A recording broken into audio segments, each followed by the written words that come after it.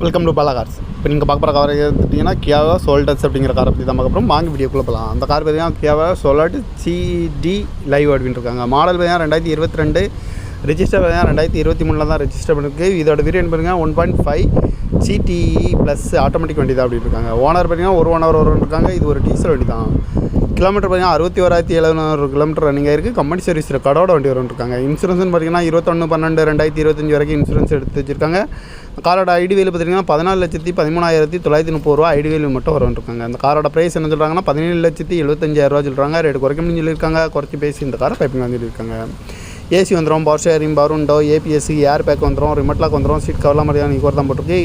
Air bag 6 air bag வந்துடும், cruise control வந்துடும், touch screen வந்துடும், பட்டன் ஸ்டார்ட் வந்துடும், ரிவர்ஸ் கேமரா இருக்குது, பார்க்கிங் சென்சார் இருக்குது, சீட் கவர்லாம் மாதிரியான நீங்கள் தான் போட்டிருக்கு. டயர் பான் பார்த்தீங்கன்னா 4 டயருமே ஒரு 70% நல்லாயிருக்கும் இருக்காங்க.